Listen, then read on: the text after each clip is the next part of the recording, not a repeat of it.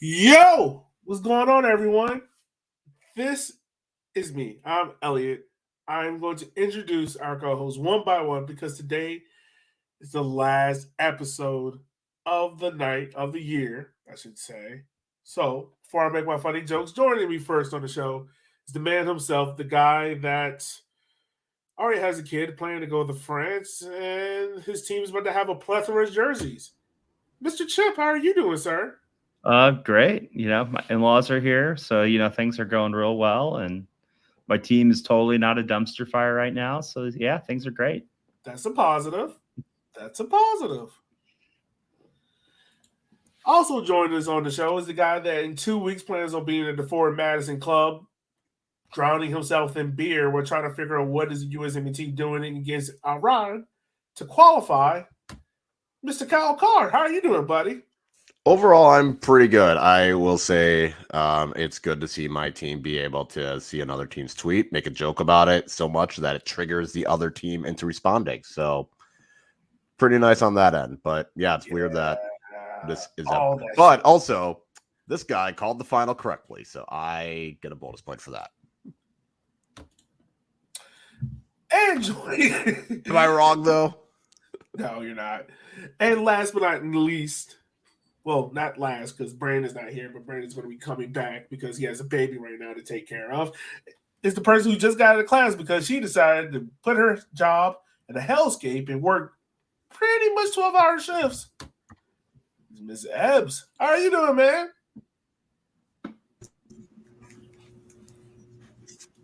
Tired. Well, we can tell by the internet. I'm ready for the show. It is delayed by 4 seconds. It is all over the place. But y'all, we have a fun show planned ahead. We have our end of the season awards. We also have a preview of the final because now South Georgia Tormenta are the overlords of USL League One. They have won the title. They won it 2-1 against Chattanooga. Some might say they didn't win it fairly. I don't know. That's not my place to say or not to say.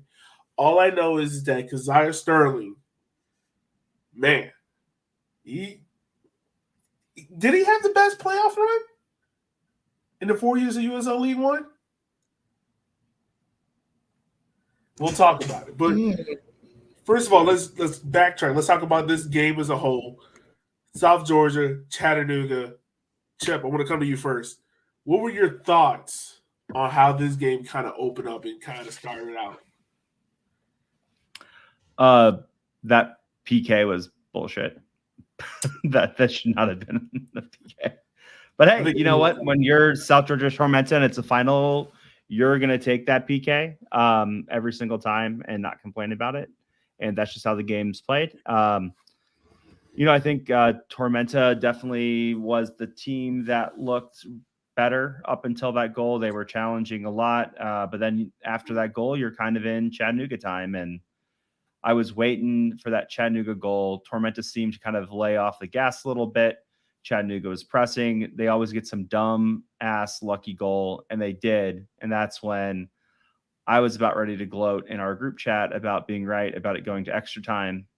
And then the absolute wonder strike in the 81st minute to end the game. Oh, yeah. 82nd minute, excuse me.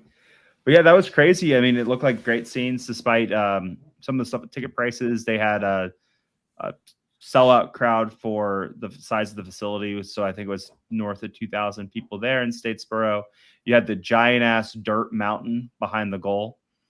Someone had a fun fact on you have to defend the dirt hill because all the goals get scored in front of the dirt hill. And that was correct. And then Bolt just had some awesome tweets after the game. You had him in the confetti. You had all the players mimicking the tea celebration from the women's team when they won the USLW title. It was just great. And I mean, I think we can all say this, but I think Tormenta is everyone's second favorite team in the league. They do things the right way with the academy and everything else. They do great social media. They do great fan relations. And I think if you are a team in League One and you see that the two teams that had the most success this year ultimately are teams that have an academy system and a two system and everything else, I think it makes you start to think of if your team doesn't have an academy and a 2-team, why not? Because those two, especially Tormenta, with working with a lot less than the Madisons and the Omahas and the Greenvilles of the world, were able to put together a championship team. And, that definitely seems to be a great way to source talent and pair that with some awesome off-season signings from them, like with Keziah Sterling, Kingsford, Tobias Otieno, and all of that. And it's like, man, if you don't have an academy, what are you doing? Yeah, no, that's true. Hey, Brandon, nice to see you join us. You get the kid down? Is he sleeping? For now. See how long that lasts. Probably as much as asleep as Chattanooga's defense on that last goal, which was abysmal defending. Abysmal. Talking about the final real quick. Keziah Sterling. This man proved why he is probably the second best striker in USL League One. Man, it was fantastic, especially on that second goal, because he did like a little spin move, which all of Chattanooga's defenders got sucked into. And I don't know who was defending on the left side, but whoever it was surely missed the guy that was running wide open for Tormenta to score that goal. Yeah, that was bad. Yeah. Everybody was trying to cover, and they all focused on. I get it, because if Keziah Sterling has the ball, I too would probably put a lot of focus and energy on him. I get that aspect of it. But there is no one on that side of the box. There's no one over there. It's you could have just he just walked in. It was like he could have taken an extra touch or two if he wanted. He didn't have to do it first time. He could have easily just I think the first time makes it even sweeter. He could have trapped the ball, maybe done a run up, like a penalty run up, and shot it. That's how much time he had and how much space he had. Yeah, no, he had a lot of space. Well, we all agree that the PK was crap, but we would be remiss if we don't talk about Chattanooga's goal in the set piece that happened. Is this set piece theater? Was this a good set piece or just lucky? I think it was a good set piece. You know what? You didn't call it set piece orgy, so I'm okay with it. Darn it. There was a joke. It was there. You're right. Yeah. You could have done it. Yeah. I will say this, though. I felt like Chattanooga, and feel free to correct me if I'm wrong on this, but it felt like Chattanooga was really quick to press the panic button in this game, because as soon as they got into the second half, I think around the 50th or 59th minute mark, Mintigan comes in, then they bring on Galindrez. It's like Chattanooga already knew, all right, we're going to bring in our big guns early, and didn't have anything late. They kind of was like, all right, we're going to go all into attack. And it kind of took on some of the subtle defensive pieces that they needed. Did it feel that way to y'all? I feel like it was kind of initially Tormenta was all over Chattanooga, and Chattanooga could not cope with it. And then Chattanooga kind of got settled in for the rest of the first half, kind of was able to build into it. And the penalty kind of just deflated everything for them. So that was the unfortunate part. And then they got the goal right at halftime. I was like, oh, okay, maybe they will come out firing. And there was a stretch. They were on, they probably had 2 or 3 good chances, but then Chattanooga decided we're just going to yeet it from outside the box when we could have probably done one extra pass. And I think that is when that panic started setting in. It definitely happened before the Tormenta goal. And even after Tormenta scored and they kind of went all out attack, you never got that feeling that they're going to put together passes to create a chance. If they're going to equalize, it's going to be another ridiculous shot that they get a goal on. But it felt like after I think it was early. I think it was the 55th minute where it was I don't think they could have coped with it. But I think a lot of it was also right. I mean, Kaylor said it best. Tormenta came out the game hot, and Chattanooga had to multiple times get it together, respawn, and they did that pretty well in the first half, but they didn't do well in the second half. Yeah, I feel like it was really representative of their whole season, right? Those moments of magic. They had the moment of magic with the set piece, and then for the rest of the game, it was they just did not have enough. I wouldn't even say firepower, but they just didn't have enough to get it across the finish line. I think that's look at all of their goals and things like that. They're all just crazy. I mean, like they have to, I don't know this for sure. I'd have to look, but they have to be the leaders of goals outside the box. I mean, even in the final, Mo Espinoza was shooting from outside the box, trying to get stuff in there, and it's like they over relied on that. They scored a ton of goals, and created all these wonderful moments of magic, but when it really came down to it, they weren't able to have any sort of consistency. No, you're right. And also the thing they did, and I don't know how many picked up on this, but Tormenta didn't let Michigan get the ball in any dangerous spaces. Like, they always kind of double teamed her the entire time. Seems like a sound strategy. Yeah, it does. It does. Considering he has the propensity to just score the dumbest goals. Mm-hmm.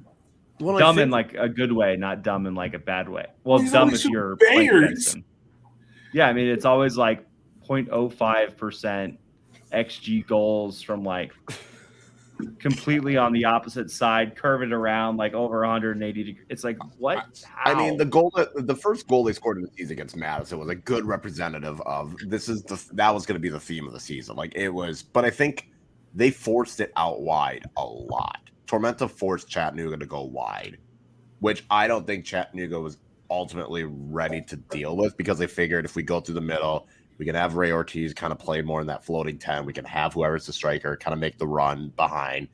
And they just couldn't. So then it was like, okay, we'll go out wide. And then it would go over to Espinoza. And he would put in a cross, and no one was there. Yeah. But And yeah, but it's pretty bad enough to try and put a cross in the air with Dengler and Phelps there. But if you're, yeah. I was just going to say, like, I think that's probably the weakest part of Chattanooga's team is maybe those wingers. Because the best part about Chattanooga is everything's in the midfield, and then maybe the 10 and the striker. But when it comes to Chattanooga, you rarely think of the wingers because the wingers, to me, don't really seem to get that involved in the play as much. Mm-hmm.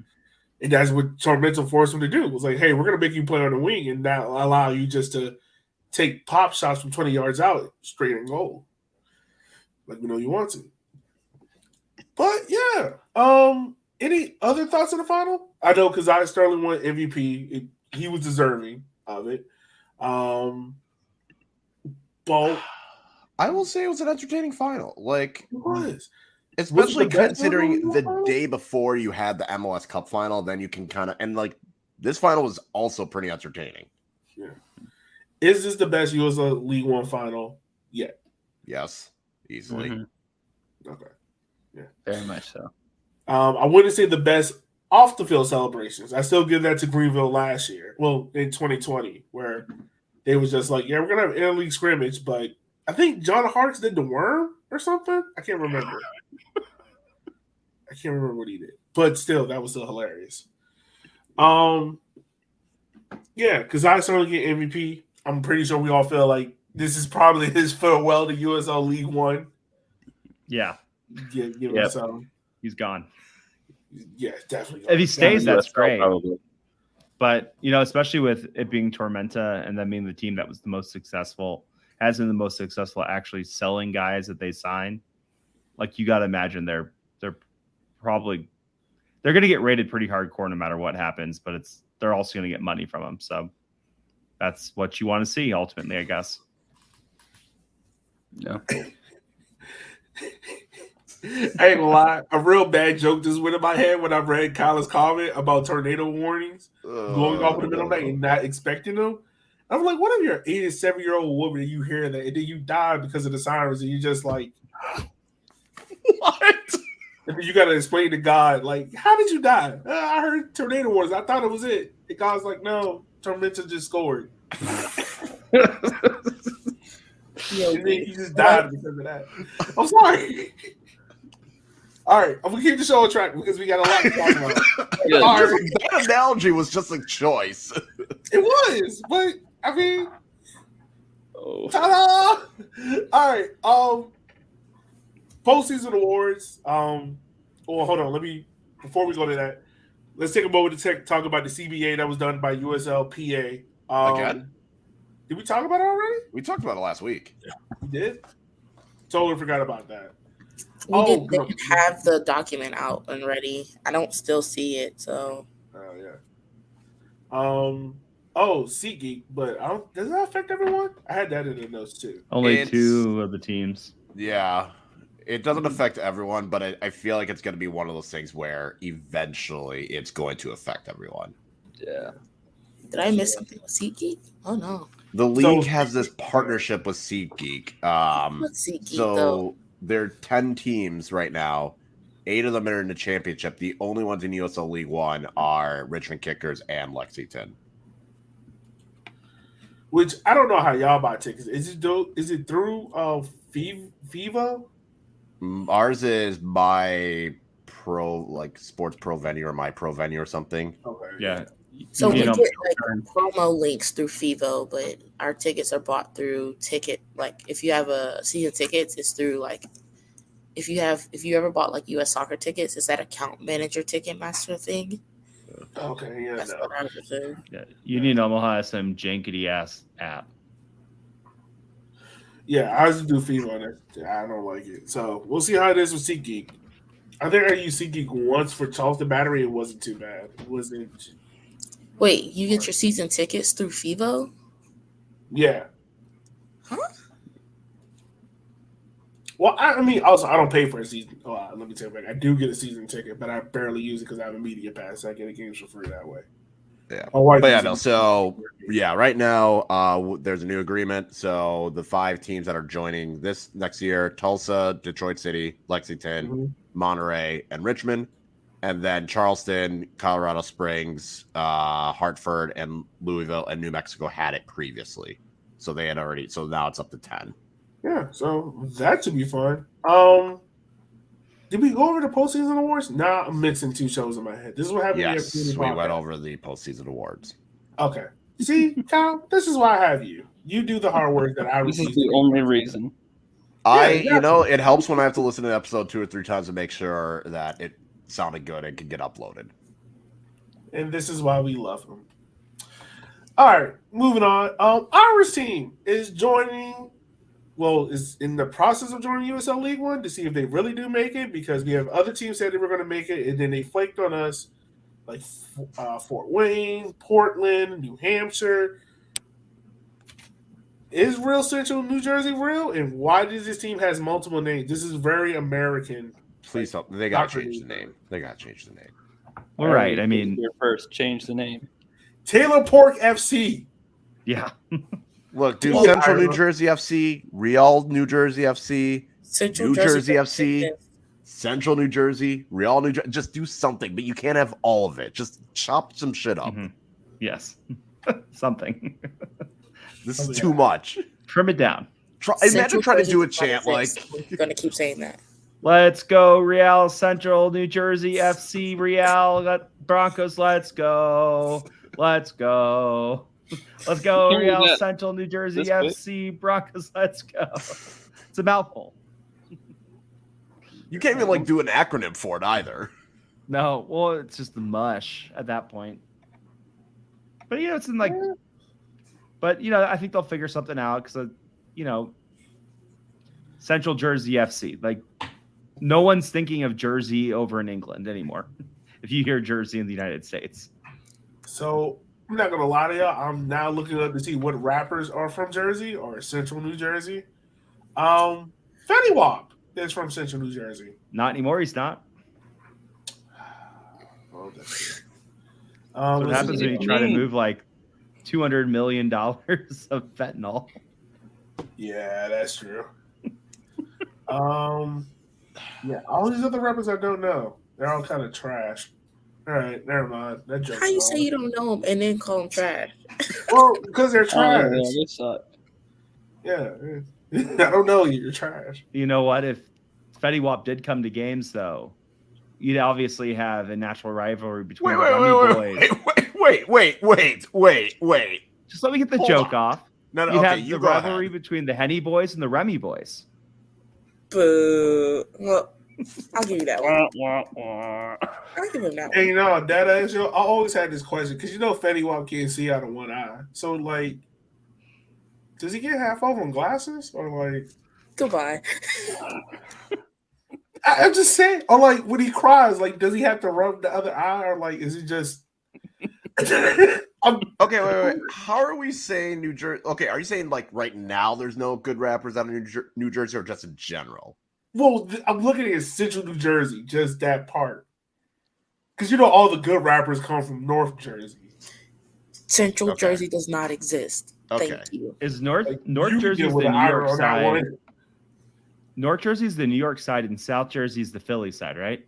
Yeah, pretty much. Okay, I was gonna say, like, I'm looking at like rappers from New Jersey. I was like, wait, Akon's on there, Ice-T, Queen Latifah, Lauryn Hill, and I was like, hold on, we're gonna have to fight about this. Yeah, Just go ahead and let's slow it down. Central Jersey. Okay, I get what you're saying now. Yeah, just go ahead and just claim Meek Mill and say you're closer to Philly.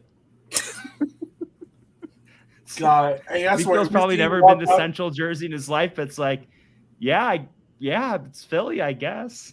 Yeah, I swear, if this team walks out the You know, just say Central C, and maybe you'll get a UK contingent that'll catch on to your team. So this team initials is RCNJFC. That's too much. Yeah, Ira, I'm gonna need you to cut these.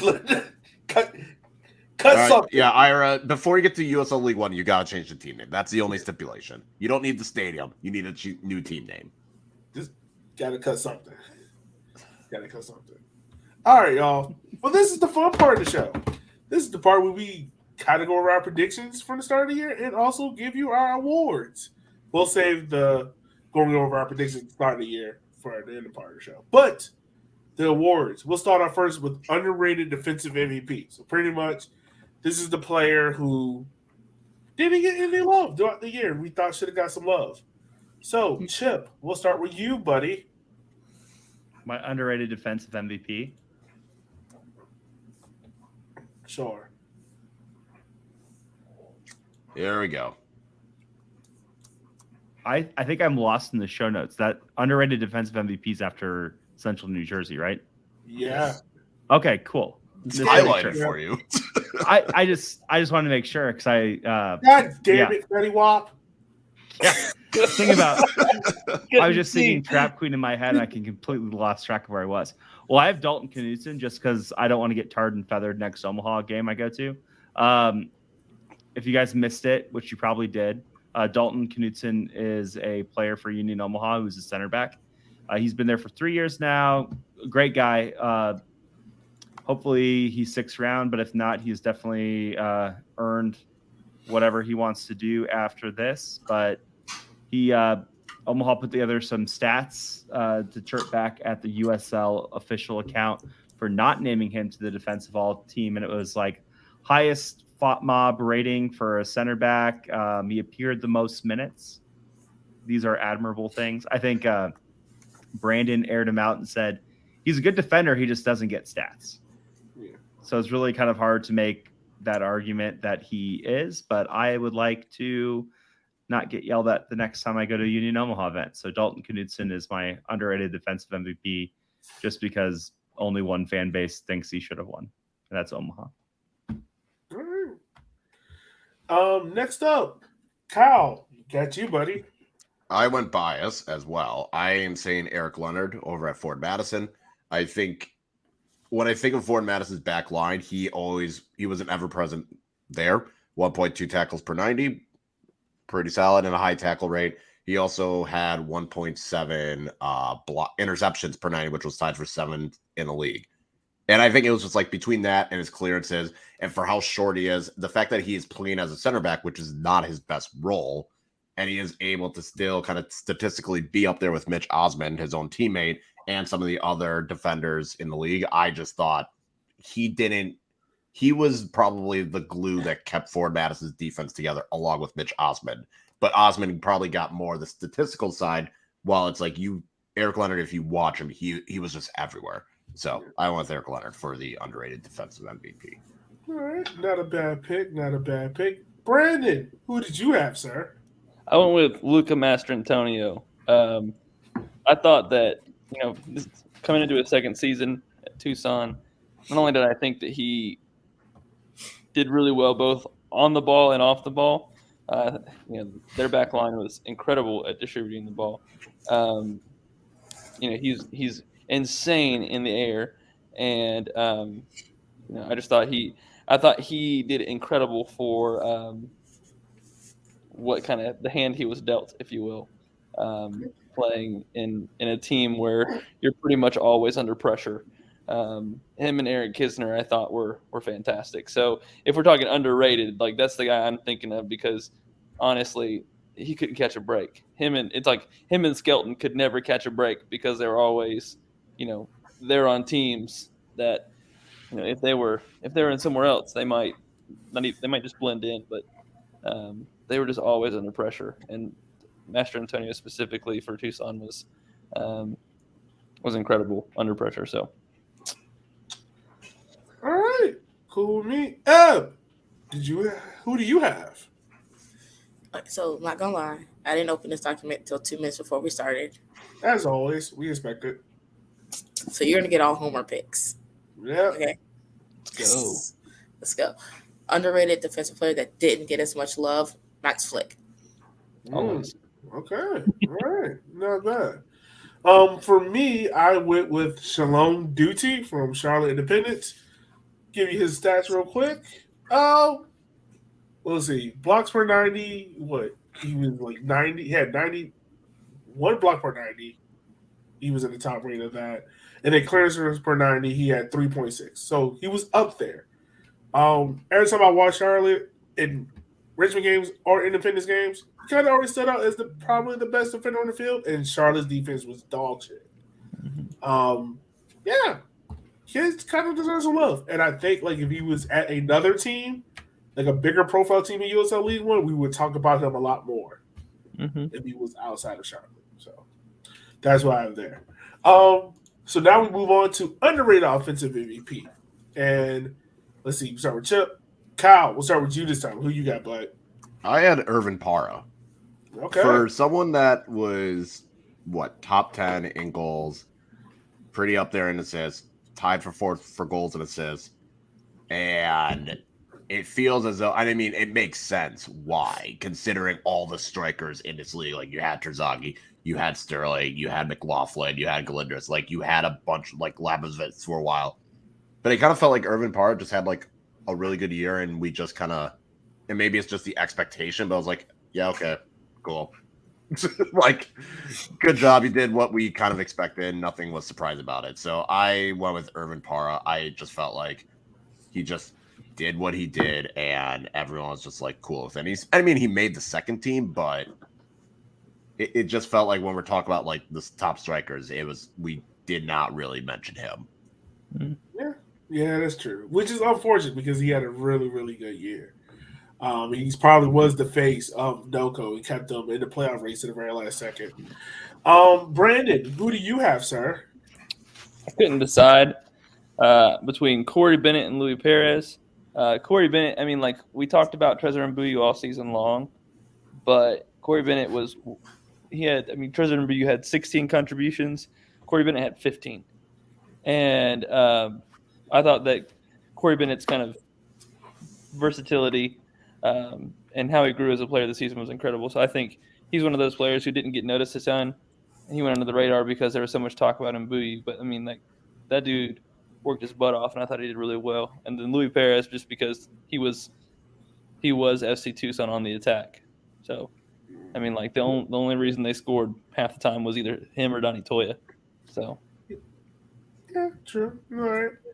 Eb, who do you have? Homer pick, Jordan Servania. It's not bad. Not a bad pick of that one. Honestly, he's on a very bad second half team of NCFC, but he was still creating chances.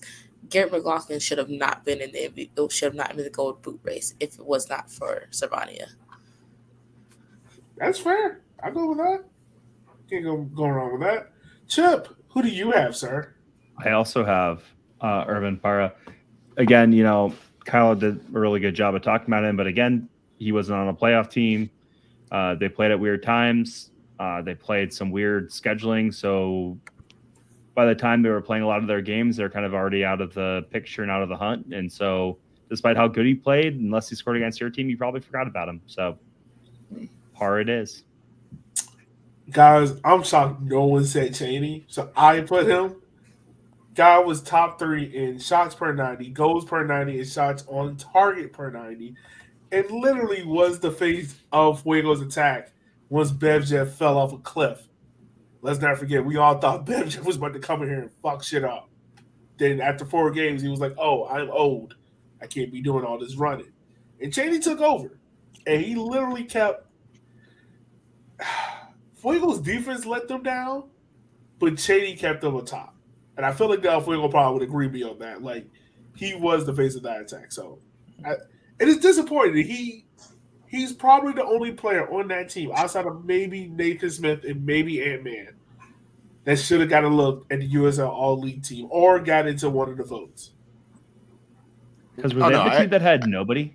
They had nobody, right? They had no one. Tucson got a player in, which is wild. Just saying. That was just wild. All right. So now we move on to new player of the year. Brandon, we start with you, sir. I mean, who else? Who am I going to pick? You know, like, it's because I asked Sterling. Yeah. I'm not even explaining. I mean, 3 of us had him. We was like, yeah, we already know. I'm not explaining it. Yeah, no. I was trying to give other options because I was like, well, I know. Like, if I had to pick someone other than Gonzalez Sterling, I went with Mbuyu. which is also a great pick, too. Yeah. Who probably was, like, the first, like, arguably the first half of the season MVP. Yeah. So I just went different because I figured we were all going to say Sterling anyway. Because he rightfully was the new player of the year. Who do you have? Do you want my joke answer or my real answer? Both. Yes. Both. Newcomer of the year, Rincon. Or Shogun. That's not bad. That's not bad either. That's not bad. That's not a bad pick. Yeah, I don't know. Yeah. But if you want the real answer, you could literally pick anybody from like Charlotte that came in for the year. So Mbuyu, the goalkeeper. Like they just had so many wild, like off the. It was just wild. Like that whole team was a big clusterfuck of new and what the fuck. So they didn't have a roster until like 2 days before the league started. Right. And then they literally spent like every bit of money they possibly could. Right, every bit of money.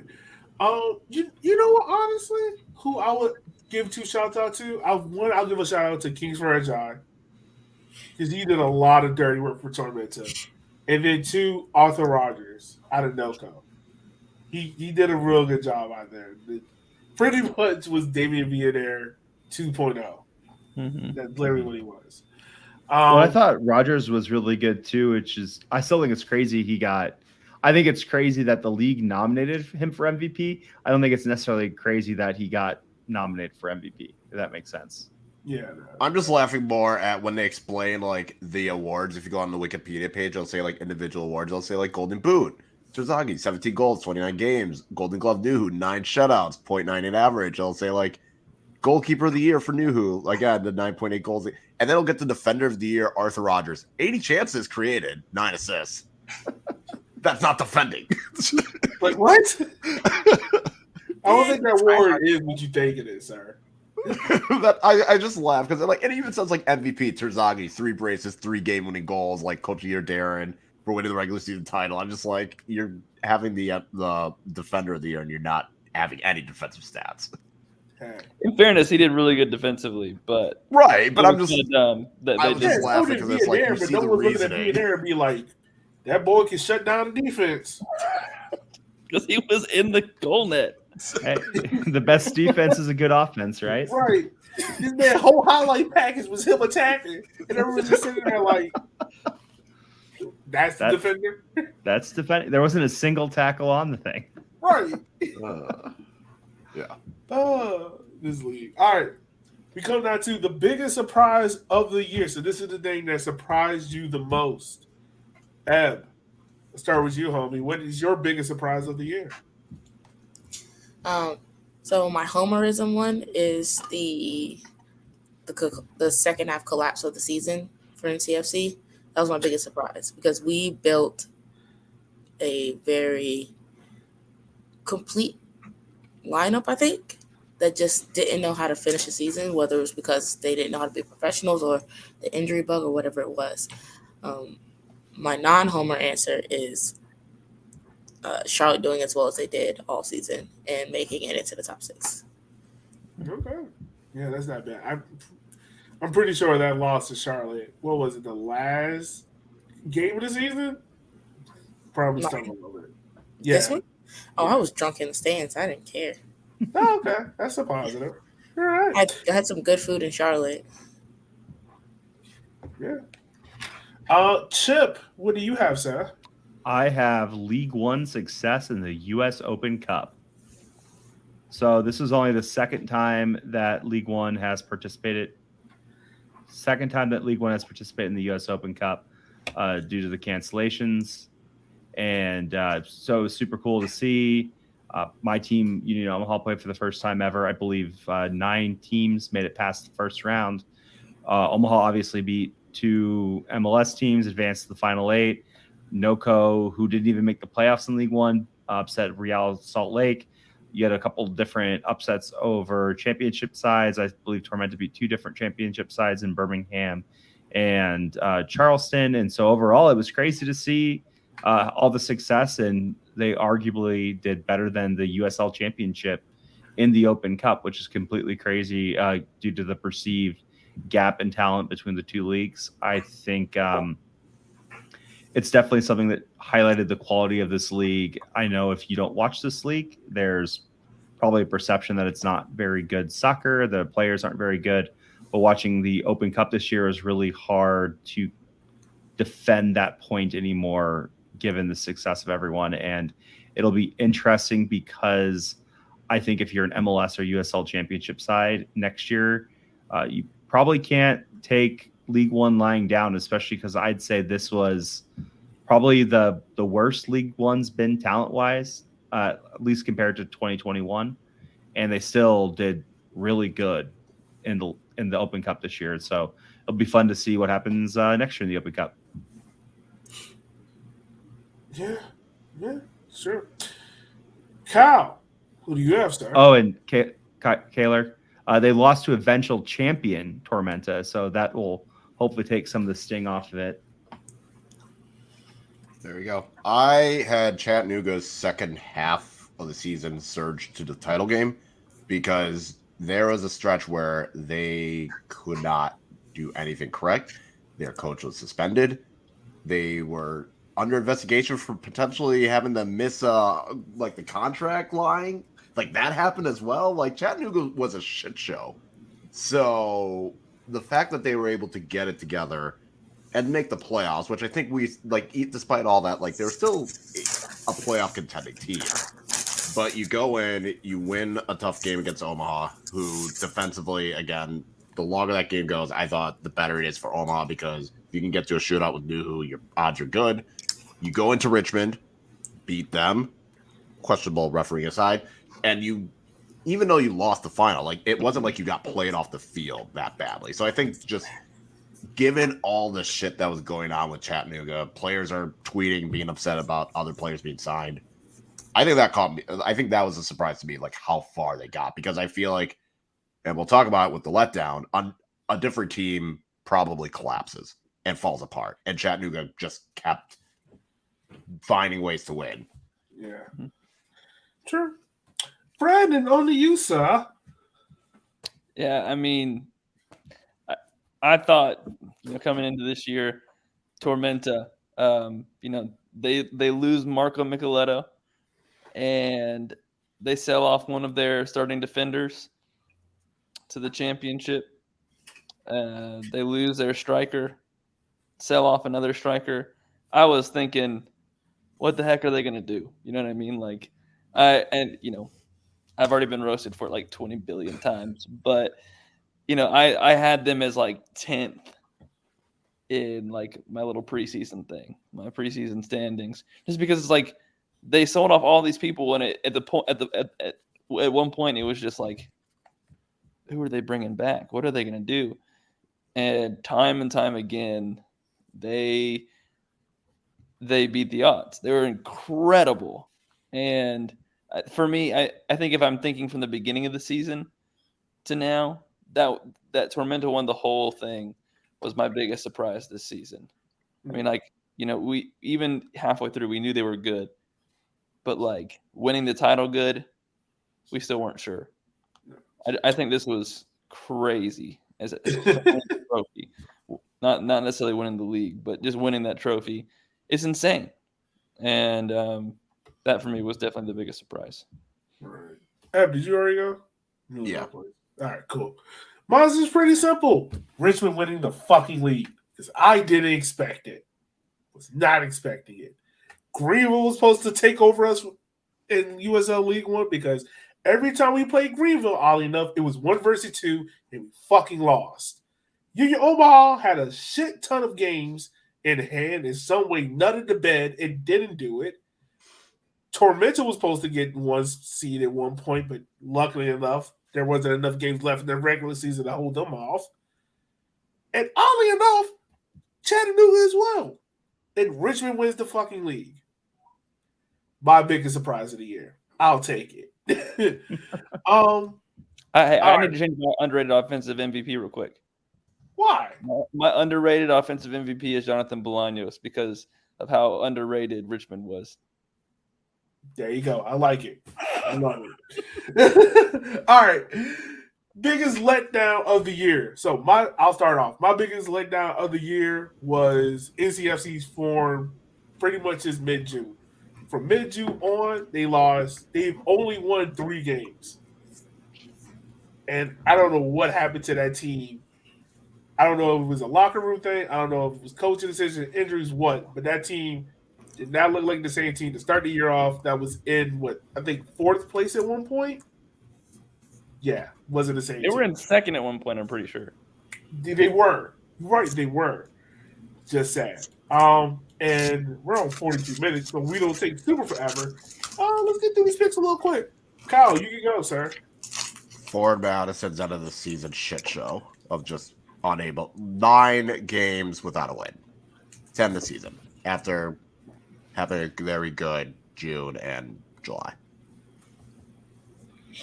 Agreed. All right. Chip, what you got, sir? I have NOCO. I think a lot of us thought they were going to be really, really good at the beginning of the year. I think I had them 2nd overall. They brought in Irvin Parra, who was one of the top scorers in championship. They brought in EVD, who had what should have been an MVP candidate in 2020. They had all sorts of talent that they brought in. I think a lot of us were really high on them, especially in a league that lost so much talent. They seemed like the team that had all of it, but they just couldn't put it together, whether that is because of the venue or because of who they signed or what. I say that they definitely didn't live up to the expectations that I had for them, at least. And so that was kind of disappointing because I thought they'd be really, really good, and they ended up being kind of in there in the fat part of the bell curve with teams that I didn't think were going to be very good at all. True. Brandon, did you go? Yeah, Brandon. Madison. I said I agree with Kyle. Oh, okay. There you go. Madison once again. And Eb, who do you have? I agree with you, Yogi. Thank It was you. my biggest surprise and my biggest letdown. I agree with you. Sorry, Eb. Sorry. It's not you. It's my team. All right. Moment of the year. So this is the moment where we were like, all right, this is going to be the standout moment for the year. The moment we go back on and look at. 3 out of the 5 of us agree is the 5-5 Greenville Tormenta game, which I think that night, I'll never forget it. We were in the chat like, holy shit, what is happening? Because we all collectively turned away from the game because it was getting close to all G's time. And then we come back, and it's 5-5. And we're like, what is this? I mean, there were so many good games. Like, the 5-5 is obviously the biggest one. But I put the 3-3 because that was like the first or second game of the year. Yeah. It's that turnaround game where Charlotte lost like 6-1 and then won like 5-2. Oh, yeah. Don't remind Kyle. No. What was the winner? You know what? That was post Henny Derby victory. They had like on 2 or 3 days rest. I was like, whatever. Heavily rotated. I was like, whatever. Fuck it. No, it happens. what was the one? it was weird because Fort Madison won the Henny Derby, then lost 6-2 to Charlotte, and then Charlotte goes to Chattanooga. And Other way around. Other way around. No. Charlotte lost to Chattanooga like 6-1, 7-1. Yeah. Fort Madison, Yeah. 1-6-2. Fort Madison, that's like 3 days before, beat Richmond. Came back and beat Richmond. Yeah, that whole week was stupid. That whole week was stupid. And that's when we labeled this league dumb. All right. So now we move on to the fun part where we get roasted for our preseason picks. So how we're going to do this is Oh my god. we're going to tell you what everyone's season grade is. And then I'm going to read out the person's prediction of that team and have that person try to defend that pick. Hey, I think I hear my Oh, baby no. crying. I'm It's not been real defending fun, guys. anything. Damn, my Internet's internet really gonna cut go it. I'm not defending anything. All right, so here we go. So we're going to start off with Noko, who technically was the bottom, but here's Noko. All right, so for me, I gave him a C+. Brandon went C+, B-. Chip went C+. C+. Cal went C-. Eb went C-. The fans went a B. And that was like a 47% B. So it was like a B/C. Here So we'll call it B-. Oh, wait. Did we not do? No, we did. Okay, yeah, here it is.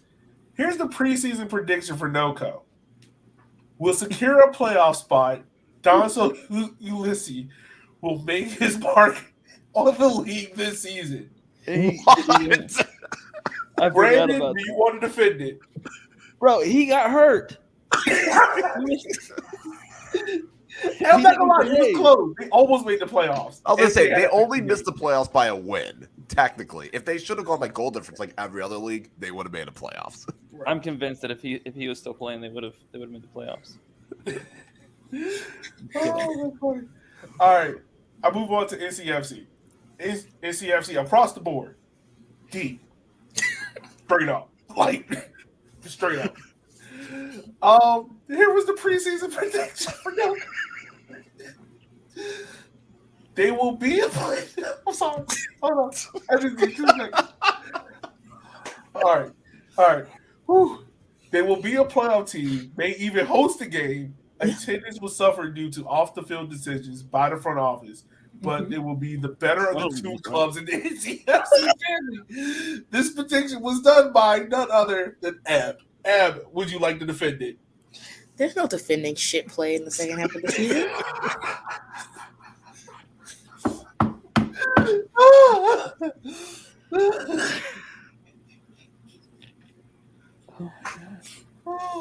It's not. It's crazy. It's funny because I yield my time. NCFC started off the season so hot and the Courage started off the season so badly. And then it flip-flopped near the end where Courage almost made the playoffs. Oh, my God. Okay. All right. Fort Madison. All across D, we do have an F in there from none other than Chip, which is not surprising. They went from being like, I think somebody in this chat whose name will go without being said had some really flowery piece about them where they said, oh, they're like a lock to host a playoff game. And they go from that to like in the running for the wooden spoon the last week of the year. It was me. It was one tweet. That I was know. a joke. Was it a joke? It was not a And- joke. I think there's in And fairness, you were going on the Fun Ford fact, Madison podcast. They didn't win a single game after that tweet. God, that's bad. Here's the specific prediction for them, preseason prediction. Top 3 in goals allowed and fewer than 7 draws. The person who said this was none other than Cal. Would you like to defend it? It was looking good for the first half of the year, and then they went basically 2 months without winning a game. You traded draws for losses. They still had more than 7 draws. They had They're 12 draws. They had more draws than they had losses. Oh, They man. only Omaha had the same amount of draws as them. God, that's damn. All right. Next, we have Tucson, who they got 2 C's, but they still got more D's. I'm than not. that. I'm not. Just get it out. All right, let's go on and read this. This is Kyle. So It's Kyle. Ooh. So Dodging bullets so far. preseason prediction on Tucson was Tucson would not make the playoffs. There you go, Nailed Kyle. There you go. Yeah, It got shaky in September. a little bit there. That was a little nerve wracking. They had me. It was getting dicey in September, but nailed it. All right. So now we move on to Fuego. Fuego got C's across the board, except for the fans. Gave them a B. So the fans were a little bit more up on Fuego than we were. Which is surprising. Yeah. The preseason prediction on Fuego was, Chip, this is you. Will lead the league in attendance. And will break the average attendance record set by Madison, 4.2 a game, and will make the playoffs. Chip.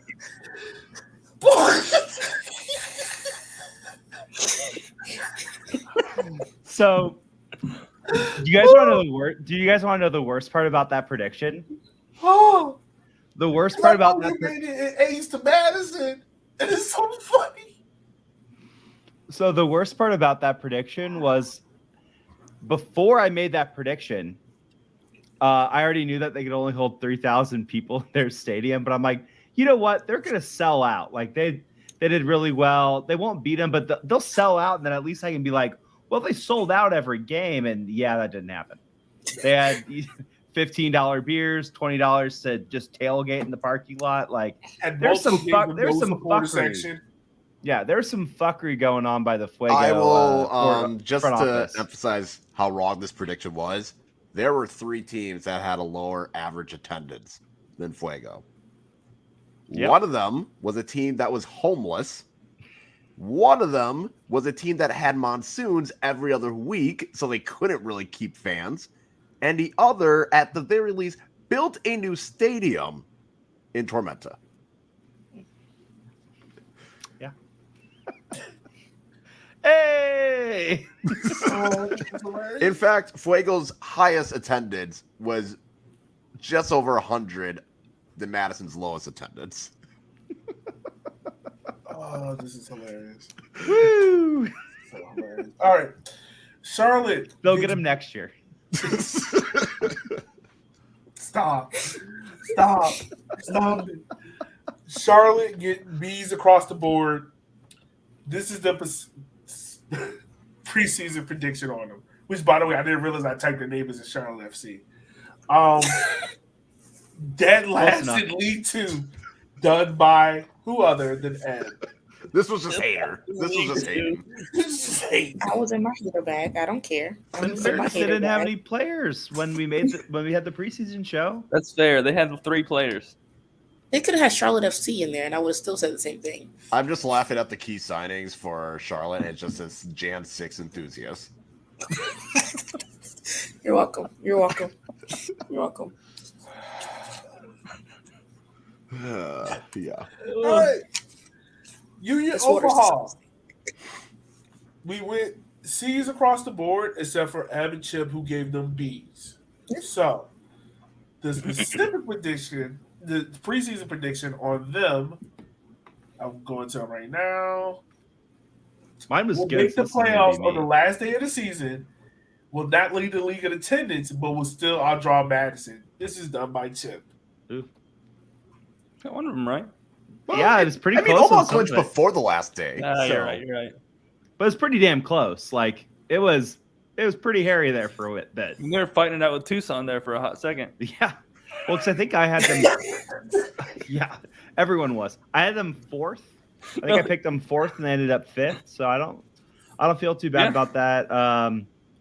Yeah, I mean, I was shocked by Madison's resurgence in attendance. Not that we're in post-COVID, but in a more post-COVID world than we were last year. Yeah, but they knocked it out of the park. No notes. They were higher than they were in 2019, which is great. And Omaha, I think Omaha ended the year like slightly above last year, which is good, but also, not as much as I thought they would do. But then again, like in the back half of the season, we sucked. So like people just stopped going to games. So there's that too, which didn't help. All right. Chattanooga. Mostly A's. I gave him a B plus. Ab gave him a B minus. I'm afraid this is gonna be me again. Okay, worried. why the B minus? For me, Yeah. Fuck them. for one, yeah, because if it was within a better environment, I probably would have given him an A actually, despite the loss. But I didn't want to discredit the work that the players did with like. But I don't think I could have really given them that much higher, if that makes sense. Yeah, no, I get that. Okay, that makes more sense because I was like, they made the final when we didn't expect it. I think we should give them something for that. Yeah, that's why I stayed at the B. Like, Yeah. All right, this is the preseason prediction made by Eb. They will be the equivalent of you scored 3, we'll score 4 based on the current roster. Yeah, I think that's pretty spot on. yeah. think that's pretty spot on. All right, we move to Tormenta, who I did. All right, here we go. Hope ball's not watching. All across the board, A. Pretty much an A plus for winning the league in the cup. I said South Georgia Tormenta will make at least one Sports Center top 10 for a what the fuck moment. They technically did with the 5-5 game. That was it. So that's that one. And then we have Greenville. Greenville gets a B from everyone on the board except Cal and Eboni, who gave them a C. And the specific prediction on them, this was done by Brandon. Yeah. Galvanez will lead the league in assist. Oh, no. It's not over yet. It gets worse. It gets funnier. It gets worse. Jake This is my Keegan favorite will part right drop here. This is my favorite part. a Hattie on Madison. Man was out getting cardio 90% of the season. Just like last year, that man is out for cardio exercise. Oh my gosh. He got to hang it up, dog. It's time. Him and Beckham. It's time. Just go. Go sell Those are the insurance or tires. something. That was my favorite, even if it was wrong. I still enjoyed picking that the most. I will not. Because I didn't pick that because I thought it was real. I picked that because I knew it'd make Kyle annoyed. It would have. Even one goal would have made me annoyed, let alone a hat trick. All right. So Richmond, everyone gave them A's except for Eb. She gave them a B. The preseason prediction we had on Richmond, which is done by me, was Tazargi would not win the Golden Boot, but their goal difference of -1 would be +5 by the end of the season. I was way the fuck off. It was +19. Didn't see this happening. But Tazargi didn't tell me shut the hell up and won another Golden Boot. Didn't see it happening. We weren't good at these predictions. No. These are quite funny, dog. These are hilarious. So we got those team grades. Now we move on to let's go ahead and talk about it. Who is your personal favorite player of the year? For me, it was Kingsford Ajay. He was my personal favorite. I love watching the man when he played for Tormenta. He's probably going to go on to do bigger and better things. Kyle, who do you have, sir? I had Arthur Rogers. It was just, you know what? What if you just put a USL League One version of Trent, but can defend a little bit better? Man. And that was fun. Yeah. Trent Alexander Rogers, am I right? Brandon, who did you that's have? not fair. That's not fair. That's not fair to Rogers. Hey! Rogers was better defensively. Anyway.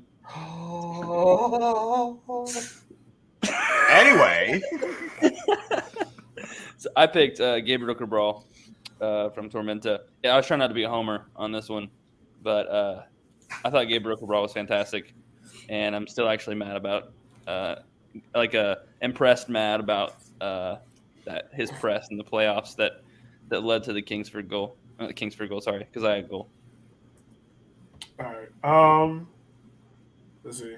Ooh, we're getting Chip. Who do you have, sir? I have Menzigan from the Sad Wolves. Like, I don't even know what the fuck that guy was doing half the time. Scoring bangers off the bench. Scoring, Yeah, yes. I mean, but it wasn't just bangers. It was like you shouldn't be shooting that shot, but you made it. Like we had this kid playing. I wasn't good at basketball growing up, which I'm sure is going to be a shocker to everyone here. But we had this kid on our team that would like pull up from half court, and our coach said, "Don't shoot that. You can't shoot that shot." Until he made it one time in a game, and our coach is just like, "Whatever, just shoot the damn thing." And that's like what Menzigan is. It's like, "Don't shoot that, don't shoot that," and then he scores. It's like, well, shit. Like, what do I tell him now? He scored like 5 of them. Like, yeah, man, go ahead, just shoot it, whatever. 2 of them in the playoffs. Have fun out. Have fun. 2 things.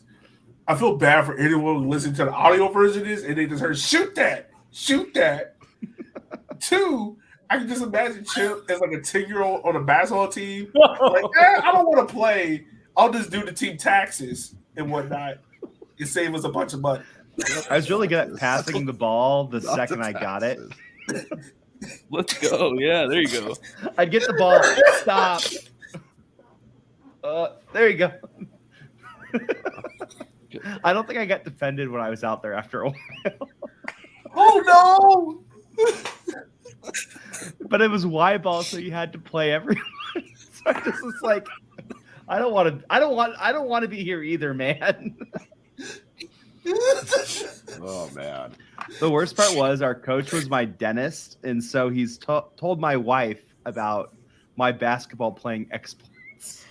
Oh my gosh. In elementary school, and she's like, "What the hell were you doing?" It's like, I don't know, Kristen. Oh my god! That's hilarious. That's hilarious. Who is your personal favorite player, homie? You want my Homer version? Give us who you want. My Homer is going to be Showcat. I see him healthy next year, and that's going to be a fun matchup. Like him and Alex and Savanya and Garrett together, if they all stay, it's going to be so much fun. With Rincon, the kid is like 15. I don't even think he's hit puberty yet. That's going to be great. Okay.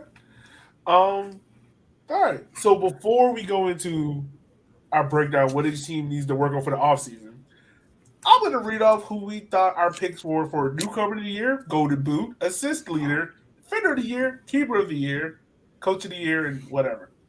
Oh no. The most funniest one for newcomer of the year is I actually picked Keziah Sterling to win newcomer of the year. Brandon picked Drew Connor. That's the funniest one there. For golden boot, I went EVD, and he scored all 3 goals. And with McLaughlin and Chip Hedgerzaki. So that's literally the top 6 right there. Crazy that he's the top 50. Crazy that the guy that was the golden boot the last 2 years in a row is golden boot again. I mean, that's who would have thunk? Who would have thunk it? Assist leader. Chip went Don Smart. Kyle had Benjev. That was fine like the first month of the season, okay? Oh yeah. Brandon, of course, with Galvanez. I had them y'all's. Defender of the right year. Team, wrong player for you, Yogi. Yeah. Defender of the year, Chip had Mitch Osman. I had Dakota Barnathan. Brandon had Brandon Fickey. Jamie Smith for Ebb, and then Brandon Fickey again. All of us wrong because it went to a winger.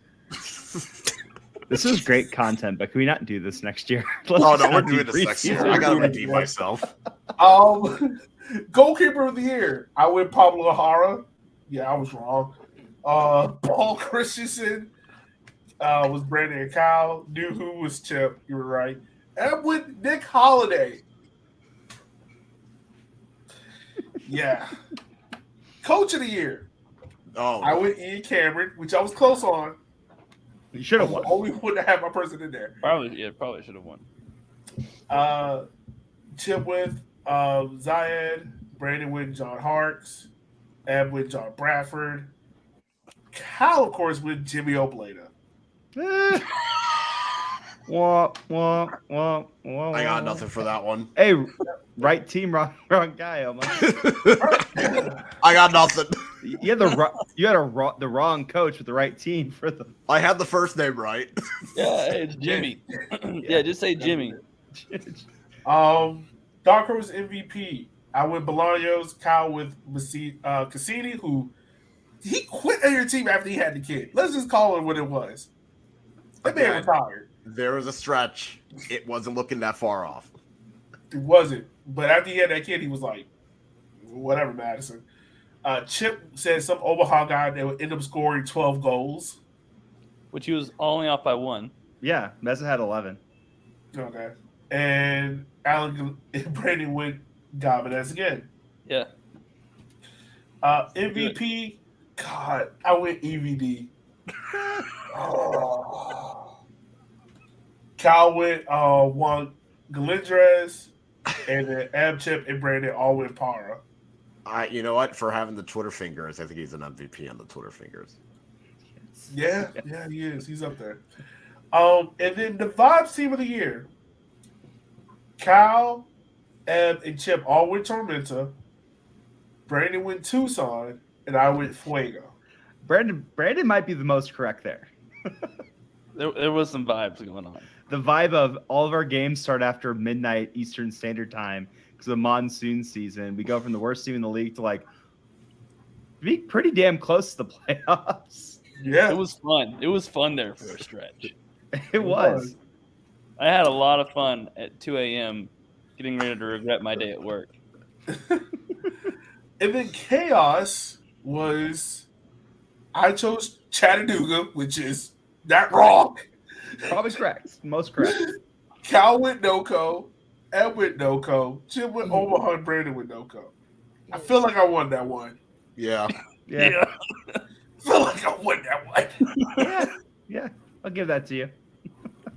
Hot take, Chip said NoCo will have the largest gap between final spot on the table and place in the attendance table. I said Probably. Tormenta will lead the league in goals scored in 15 minutes plus in the first 15 minutes, but will give up the most goals in the last 15 minutes.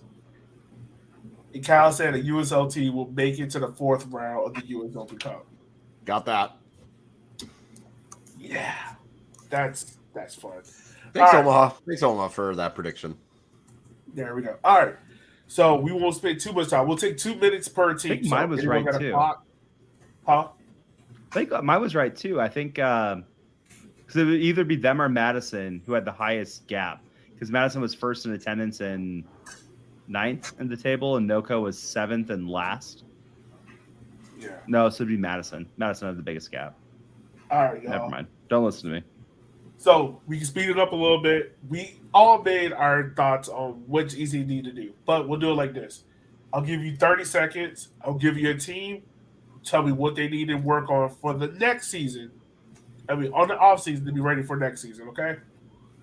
So, first off is Richmond. Brandon, I'll give you Richmond. What does Richmond need to do to be ready? Get a new midfield. Because y'all aren't keeping any of them. That's probably true. Damn it, Brandon. All right. Chip, I'll give you Greenville. What does Greenville need to do to be ready for next year?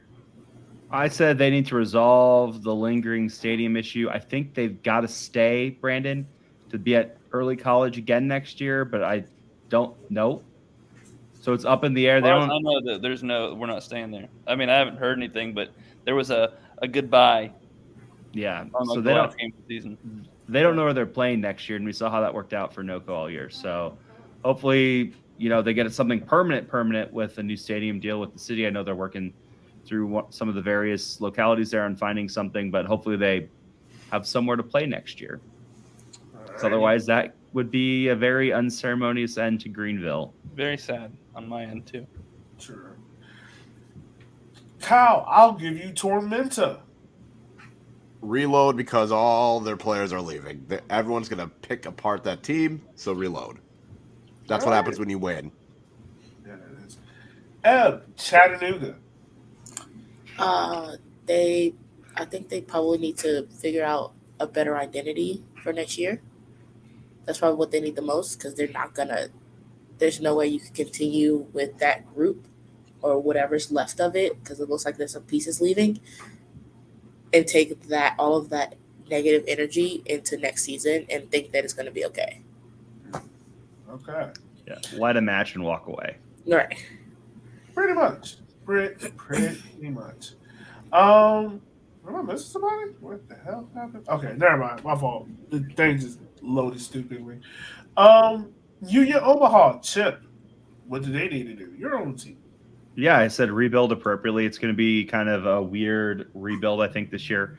A lot of the guys who have been steadfast guys on the team, JP Skiers, Rashid Nuhu, Dalton Knutson, they're going to have a choice at the end of this year, I'm sure, whether to move on or stay with the team. They've obviously earned that and being able to move on from Omaha.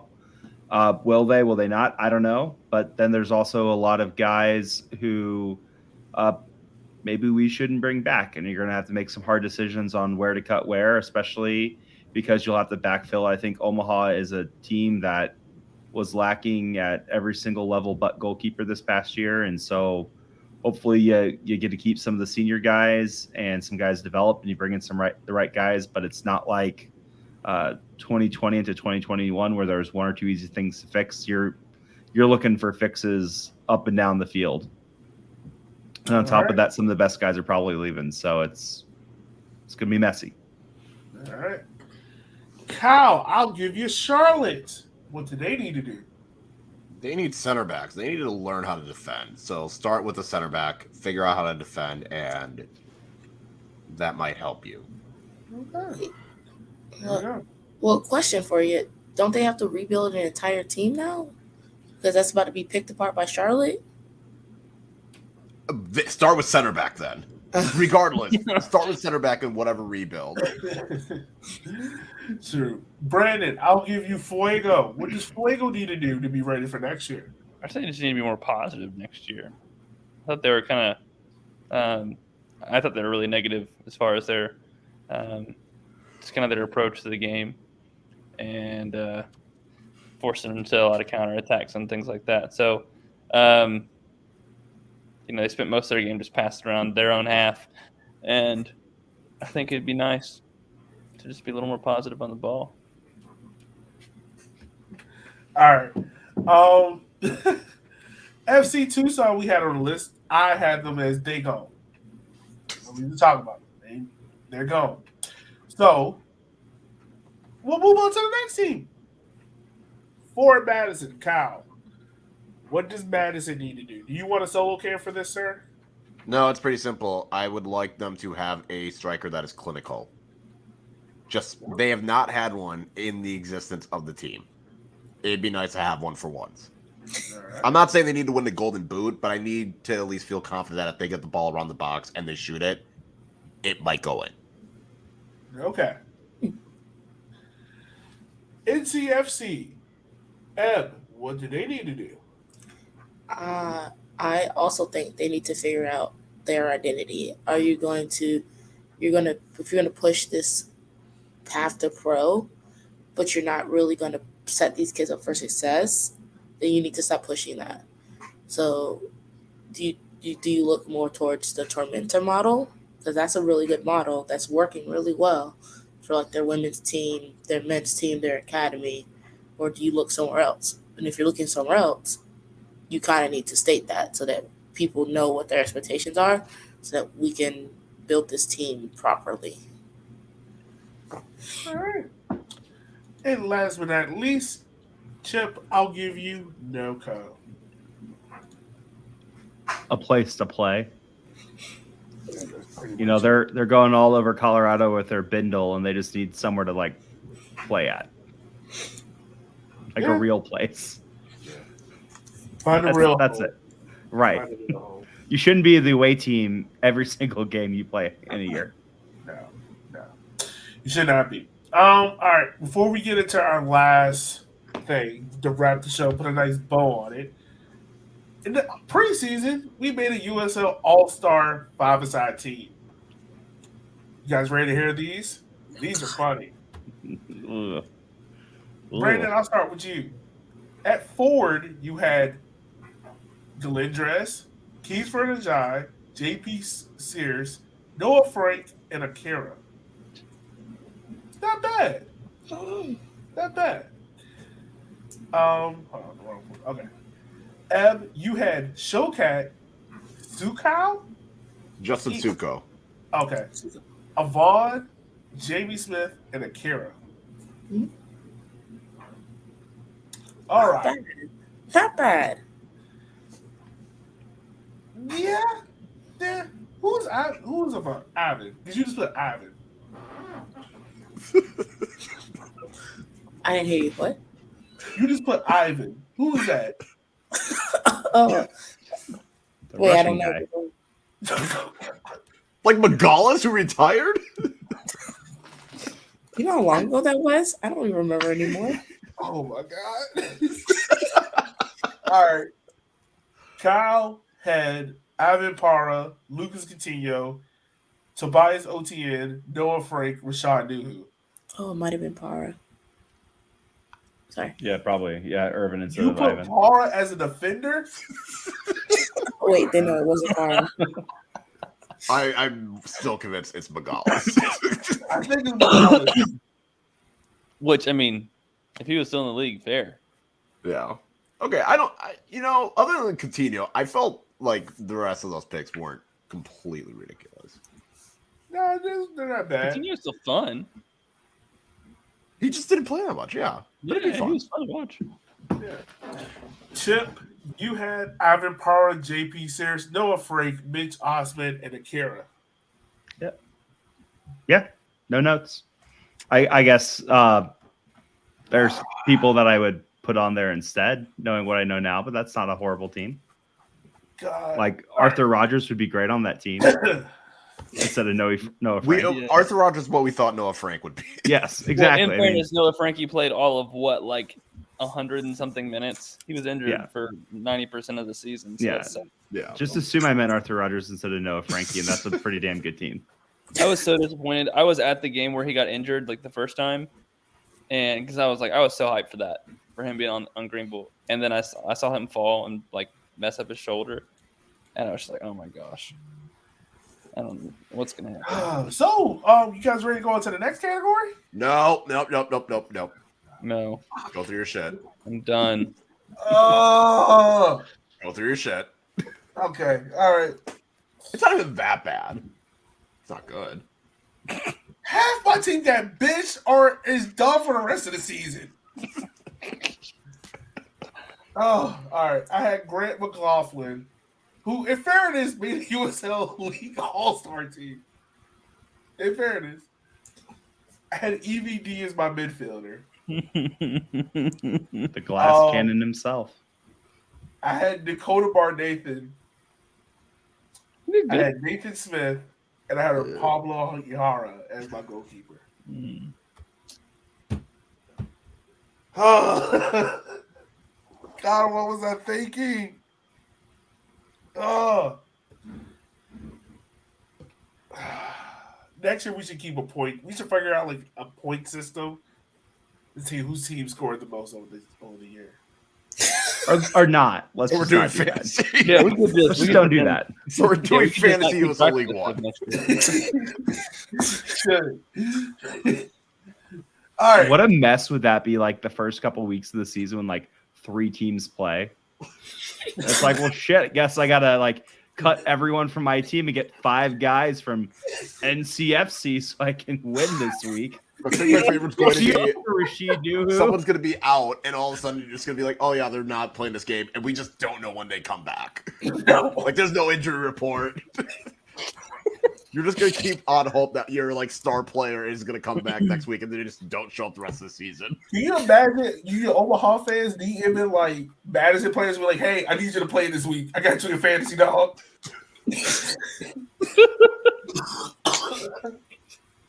oh man, that would be a whole another level of funny if that ever happened. All right, last thing, guys, is our off-season dream. This is the thing we want to happen. Cal and Brandon, both of you had USL Cup. What is that, and why do you want it? I think it would be a good opportunity for other, like all the USL clubs, and this could be Championship League 1 and League 2, to have another competition that you can compete for a trophy. And also, it'd be nice if they can get paid for winning this, because you don't get paid to win USL League 1. Like, the only way teams get money is by being the furthest advancing team in their tier. So, like, Omaha got it this year because they were the furthest Division 3. Madison was in 2019.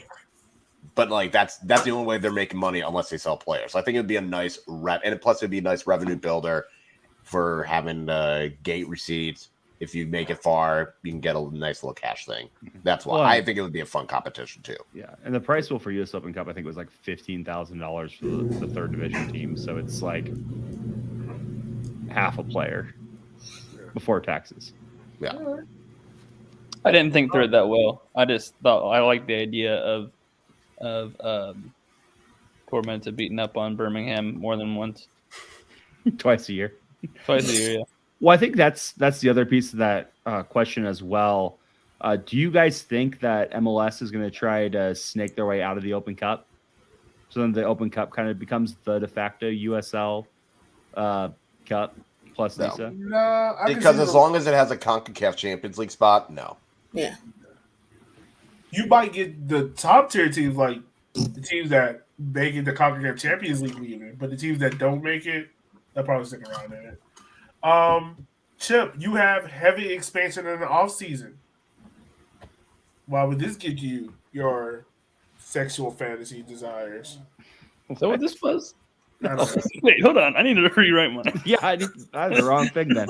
I think expansion's big for the league. I think we have 2 teams on the expansion docket for next year, which puts us up to 14 total teams, which is fine. But I think that the league needs to grow a lot. You have giant gaps out on the West Coast, especially now that Tucson's left. You have a giant gap in the Midwest where you only have 2 teams in the Midwest with Omaha and Madison. And outside the Southeast, there's a lot of room to kind of fill in the map a bit. And even in the Southeast, there's the Wilmingtons of the world, Asheville's of the world, a lot of places that we could potentially see teams. Charleston coming down, which still is on the table, I guess, technically. But yeah, I mean, I just think the league needs to grow, especially coming up to the World Cup. I think everyone's kind of circled on their calendar 2026 as being like the watershed year for USL. And if we only have 16 teams in League One in 2026, that's, probably not going to be near the splash that they wanted to have when the World Cup was announced. Yeah, fair enough. The World Cup in 2026 is going to be a unique event.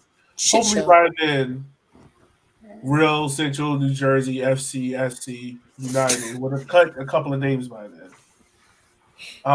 And for me is, okay, so follow me on this. Since we have a regular season champion and a U.S. League One playoff champion, I want them to play each other. Like how in NFL, like the team with the best regular season record will play the Super Bowl winner at home to open off the season. Mm-hmm. Like, isn't that game on Thursday night usually? Yep. So what I want is for this game to be Friday night to kick the season off in Tormenta, Richmond versus Tormenta to kick the season off, and to see, have both trophies out there. We don't have a Supporters Shield trophy, which we should probably make one. But have, I feel like it would be a cool way how to kick the season off with. What if it's the same team? Well, then you do the second place team. Yeah, I was going to say that was my only thing, but yeah, second place team or the runner-up of the final. Yeah, there you go. Get a rematch. And there you go. I feel like that would be a cool thing. Eb, what's yours, homie? It kind of is like Chip's expansion, but give me an all Carolina division, and then the rest of y'all can fight it out. We're already the USL, ACC, SEC. Just give me that little. You're Carolina gonna has get like 16 Charleston. teams. You're gonna get Wilmington. How much fucking greedier can you all get in the Carolinas? Easy. I get What that did you invented this fucking sport, but still. Who ended up winning the Smothered and Covered Cup, anyways? Greenville. Yeah. Oh, that's cute. Jealous. Yeah, we still need to make a trophy for that one. All right, y'all. Y'all, we are done. This show's a fucking wrap. We get our Thursday season night 2. back. Just Well, clarify. Sorry. Season 2. Sorry. Season 2 is a wrap. Season 2 is a wrap, dog. We will be back for season 3. Unlike our predecessors that didn't make it past season 2, we'll make it to season 3, which is hilarious and wild that no one else has made it past season 3. This is crazy. Well, league's only been around for 4 years. Yeah, but you would have thought like League One Fund would have like when Yeah. you first started, I would have thought like they'd be around for a while. But Until Jace moves away. But yeah, I mean, again, if you have any ideas for who you want us to talk to in the offseason, make sure to drop it in our DMs. Save that shit for January. Yeah, but we can do some stuff beforehand. But until then, December 8th, we'll be at, we, meaning me, we'll be at Union Omaha's special big announcement. So we'll have some content for that. And I'm sure there'll be some stuff posted between now and then, but probably not because nothing's going to happen for a while. No, we got a whole world. Just follow the Twitter account and we'll try and keep up with news. Amen. So to wrap up the show, guys, anything else before we end the show and go to sleep? Because my brain is turned to mush. Yep. Same. All Thanks right, for y'all. watching, everyone. Yeah, thanks for watching. See you next year, fuckers. We'll holler at y'all. Wow. You gotta be so aggressive.